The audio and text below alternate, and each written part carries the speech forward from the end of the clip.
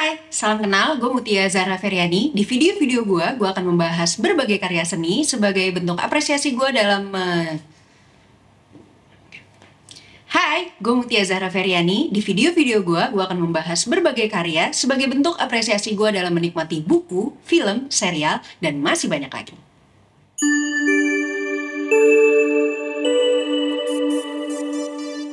Di video gue kali ini, gue akan ngebahas tentang satu film yang baru aja gue tonton. Dan abis gue tonton, beberapa jam setelah itu, ekspresi gue cuma gitu loh. Nomadland mengisahkan tentang seorang perempuan bernama Fern yang diperankan oleh Frances McDormand yang harus mengalami berbagai kesulitan di tahun 2008. Ya, di tahun 2008 di Amerika itu pernah ada krisis ekonomi yang berakibat pada kota di mana tempat Fern tinggal harus ditutup. Ya, otomatis akhirnya Fern juga kehilangan pekerjaan. Gak lama setelah itu, suami Fern meninggal. Iya, banyak banget masalahnya di tahun yang sama. One of the things I love most about this life is that there's no final goodbye. Akhirnya Fern coba untuk move on karena merasa tempat yang ditinggalin dia rasanya udah nggak sama, nggak ada suaminya, terus kotanya juga tutup, dia bingung gitu. Akhirnya dia memutuskan untuk menjual rumah dan seluruh isinya, dan akhirnya uangnya dibeli untuk beli mobil van, dan dia memutuskan untuk tinggal di dalam van dan melakukan perjalanan lintas bagian negara. Welcome to Badlands Spa. What the nomads are doing is not that different than what the pioneers did. Hey, Fern! You gotta make the hole bigger. I think Fern's part of an American tradition. Gue gak akan cerita detail gimana ceritanya Nomadland karena menurut gue Nomadland harus ditonton. Tapi ada 3 hal yang gue highlight, yang gue rasain, yang gue alamin, dan gue pikirin berhari-hari setelah gue nonton Nomadland. Yang pertama, Nomadland membahas tentang cara bertahan. Kalau teman-teman tahu, manusia purba itu identik dengan berpindah dari satu tempat ke tempat yang lain. Nomad sendiri berasal dari bahasa Yunani, yaitu nemein atau nomos, yang berarti berpindah ke padang rumput.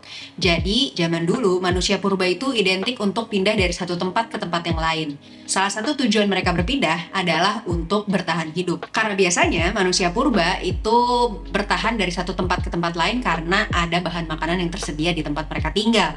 Makanya kalau misalnya sekarang nih, mereka tinggal di Jakarta, terus ternyata wah bahan makanannya habis nih, ya udah mereka pindah ke Bandung. Terus aja begitu sebenarnya dalam rangka untuk mempertahankan hidup bersama keluarganya. Dan ini mungkin yang jadi highlight di film ini, dimana Fern akhirnya yang merasa rumahnya sudah tidak bisa lagi ditinggali karena satu dan lain hal, ya karena kotanya tutup dan orang yang membuat dia merasa di rumah juga udah nggak ada. Akhirnya dia bergerak dan berpindah. Dia memutuskan untuk naik van dan pergi jauh dari rumahnya.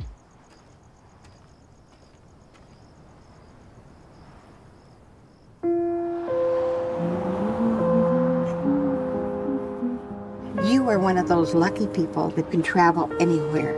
Yes, ma'am, I know. And they sometimes call you nomads. Dia memilih untuk nggak menetap di satu tempat, pindah dari satu tempat ke tempat yang lain. Ini persis banget sama kayak manusia purba dulu mungkin ya. Jadi kayak orang nomaden.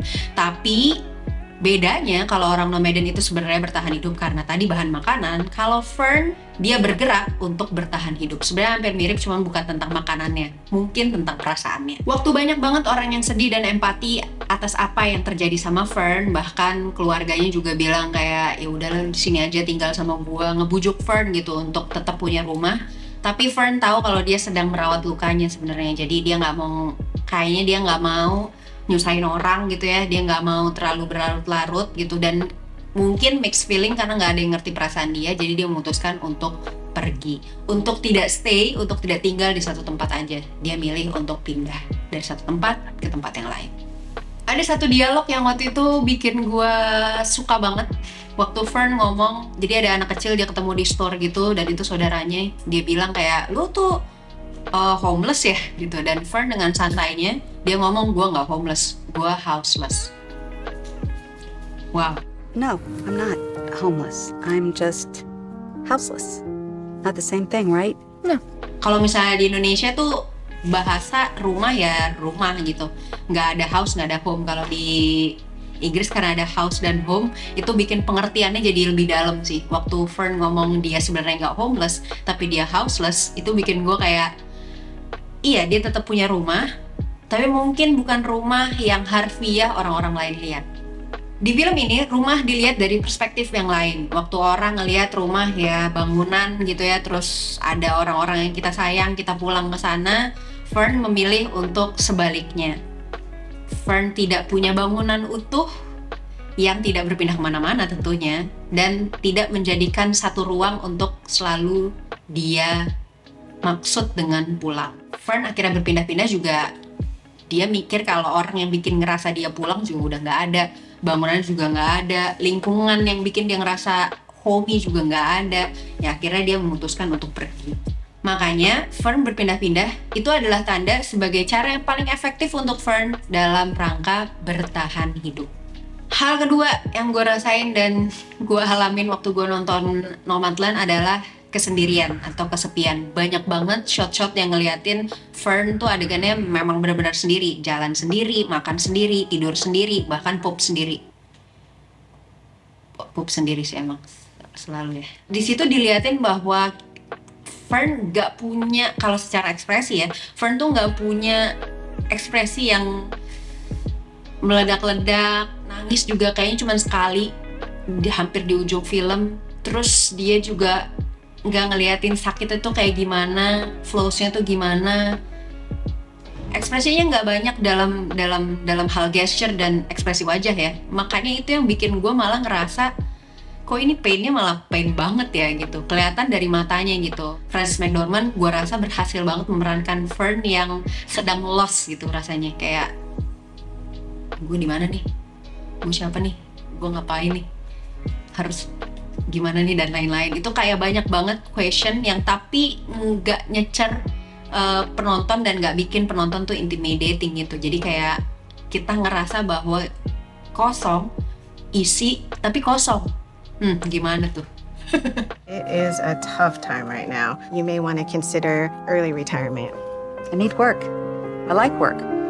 Mungkin karena kehilangan orang-orang yang disayang. Kalau menurut Weiss di tahun 1973, dia menyatakan bahwa intimate loneliness mengacu pada perasaan hampa karena ketidakhadiran orang yang penting. Pada akhirnya, kesepian atau kesunyian adalah jalan yang dipilih sama Fern untuk bisa merasakan hidup dan mungkin sakit-sakit yang sedang diembannya. Fern kayaknya sadar dia harus nyembuhin lukanya sendiri, makanya emang nggak tahu ya, mungkin teman-teman juga pernah ngalamin itu gitu. Kalau kita lagi sendirian, bisa jadi banyak ruang-ruang di mana kita bisa berdialog sama diri sendiri, yang akhirnya bikin kita bisa kenal sama diri kita lebih dalam. Bahkan waktu dia datang ke tempat saudara perempuannya, terus saudara perempuannya sampai nangis ngomong heart to heart kalau dia pengen banget Fern tetap tinggal di rumahnya, stay around dia gitu di sekitarnya. Tapi Fern bilang enggak, gue nggak bisa. Yang gue suka adalah saudara perempuannya, walaupun ya dia udah bilang sejujur-jujurnya, tapi dia nggak memaksakan kehendaknya. Bahkan dia tetap sayang sama Fern dengan minjemin uang buat Fern terus melanjutkan perjalanan. Hal ketiga yang gue dapetin dan kayaknya ini highlight terbesar setelah gue nonton Nomadland, yaitu merawat kenangan.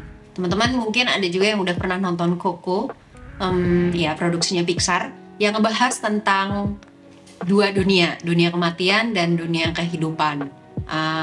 Di situ juga diliatin bagaimana hubungan orang-orang yang sudah mati dengan orang-orang yang masih hidup. Ada connection yang sama antara Nomadland dengan Coco yang tadi gue bilang, cuma mungkin highlightnya adalah dengan memory. Gue pernah baca di satu jurnal, Sigmund Freud pernah bilang kalau lupa adalah sebuah tindakan represi, mekanisme pertahanan psikologis manusia berusaha untuk mengarahkan hasrat dan dorongannya kepada sebanyak mungkin kesenangan dan sesedikit mungkin rasa sakit. Kenangan yang tidak menyenangkan secara naluriah akan ditundukkan dan digembalakan menuju alam bawah sadar. Tapi itu tentang lupa atau kenangan-kenangan yang mungkin tidak menyenangkan. Beda dengan yang dilakukan Fern. Ada sebuah adegan di mana Fern ngobrol sama seorang laki-laki yang juga nomaden. Mereka berdua sama-sama ada di fase kehilangan. Kalau yang laki-laki ini, dia kehilangan anaknya yang bunuh diri. Tapi si laki-laki ini ngomong kalau mungkin sama kali kayak perjalanan gue sekarang. Gue tuh kadang-kadang ketemu sama siapa, nanti di next stop gue ketemu lagi sama orang lain, terus nanti gue bisa ketemu lagi sama orang yang lain, begitu seterusnya. Dan gak jarang juga, kadang gue ketemu 2-3 kali sama orang yang sama. Itu yang dia pikirin untuk bikin lebih tenang. Mungkin waktu itu gue udah pernah ketemu sama anak gue, dan di perjalanan nanti mungkin gue bisa ketemu lagi sama anak gue, dan itu bikin dia tenang. I've met hundreds of people out here, and I don't ever say a final goodbye. Let's just say I'll see you down the road. Fern pun punya kesimpulan yang sama, tapi dengan bahasa yang agak beda dikit. Menurut Fern, setiap orang punya cara buat bertahan hidup. Semua orang punya caranya masing-masing untuk terus hidup. Fern memilih untuk terus mengingat mendiang suaminya untuk bertahan hidup. Oh, he's gonna come right through the glass. My dad used to say, what's remembered lives. I maybe spent too much of my life just remembering. Hal ini ngingetin gue juga sama temuan dari Philip, Costner, dan Lakers di tahun 2013 yang nyebutin bahwa memori episodik yang tercipta selama hubungan romantis terjalin sangat mempengaruhi kebutuhan individu terkait dengan keberadaan pasangan romantisnya, terutama dengan perasaan nyaman, intimasi, dan kelekatan emosi. Nah, kayaknya ini yang jadi drive-nya Fern untuk terus mengingat suaminya, karena dengan mengingat suaminya, dia akan hidup lebih nyaman dan tetap bisa bertahan. Di poin yang ketiga ini, gue juga jadi relate dengan pernyataannya Haruki Murakami di Colorless Suhuru Tazaki and His Years of Pilgrimage di tahun 2013. Di situ disebutin, you can hide memories, but you can erase the history that produced them. Ini kayaknya iya sih. Untuk manusia yang sebenarnya harfiahnya pelupa, tapi ada beberapa hal yang sulit dilupakan. Fern memilih jalan untuk terus mengingat dan tidak melupakan dalam bertahan hidup. Itu dia hal-hal yang gue dapetin, gue rasain, dan gue pikirin berhari-hari setelah nonton Nomadland. Film ini pantas sih dapat Oscar karena another level of storytelling, dan gue ngerasa another perspektif juga dari berbagai hal. Kalau teman-teman mau nonton Nomadland, film ini bisa diakses secara online dan legal di Disney Plus Hotstar. Segitu dulu cerita gue tentang salah satu film yang sepertinya sangat mempengaruhi gue beberapa hari belakangan ini. Semoga kita terus bisa move on. Sampai ketemu di video berikutnya. Bye!